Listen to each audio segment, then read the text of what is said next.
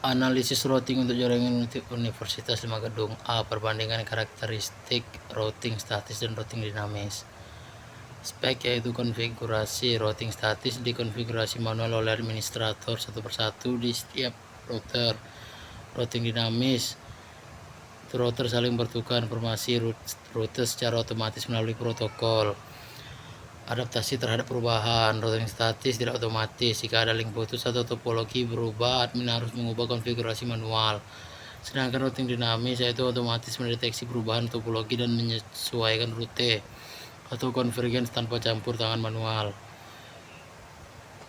Penggunaan sumber daya atau CPU atau bandwidth. Router statis sangat ringan, tidak ada overhead komunikasi antar router. Router dinamis ada overhead karena router perlu bertukar update rute secara berkala atau RAP atau saat ada perubahan atau OSPF.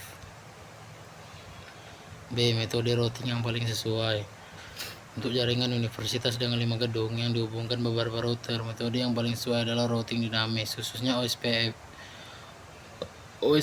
Open Shortest Path First. Alasan singkat pemilihan jumlah router lebih dari 1 atau 2 unit dengan kemungkinan banyak jalur atau multiple path antar gedung. Lingkungan kampus cenderung berkembang atau penambahan gedung baru, perluasan jaringan sehingga butuh fleksibilitas.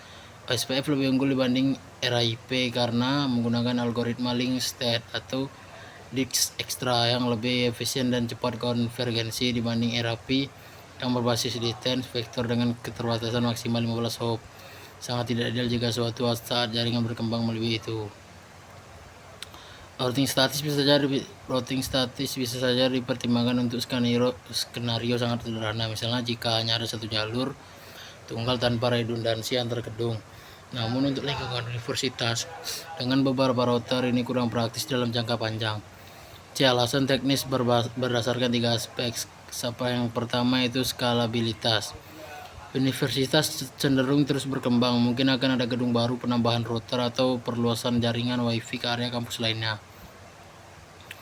Routing statis memaksa admin menambahkan entry route secara manual di setiap router setiap kali ada perubahan topologi. Untuk 5 gedung saja sudah cukup merepotkan.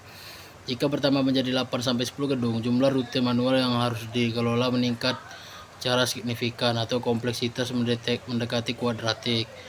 OSPF secara otomatis menyesuaikan diri terhadap penambahan router atau segmen jaringan baru. Router baru cukup dikonfigurasi untuk ikut dalam proses OSPF, dan seluruh topologi akan terupdate dengan sendirinya di semua router lain, jauh lebih scalable untuk pertumbuhan jangka panjang. 2. Itu efisiensi. Dari segi efisiensi konfigurasi awal, routing statis memang lebih ringan dari sisi pemrosesan. Tidak ada overhead atau protokol, namun efisiensi operasional jangka panjang justru lebih rendah karena setiap perubahan membutuhkan intervensi manual di banyak titik. OSPF unggul dalam efisiensi jalur karena menggunakan algoritma shortest path first atau Dijkstra yang secara matematis menghitung jalur tercepat atau terpendek berdasarkan cost, biasanya berbasis bandwidth link, bukan sekedar jumlah hop seperti RAP.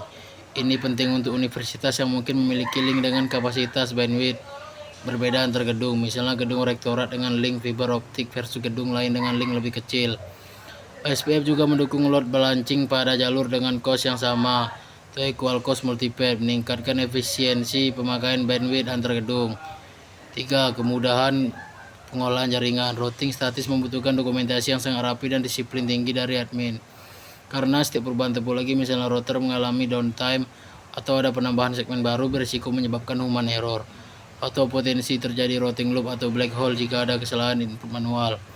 SPF menyederhanakan pengelolaan sehari-hari karena admin cukup melakukan konfigurasi awal, menentukan area network yang diiklankan. Setelah itu router-router saling belajar topologi secara otomatis.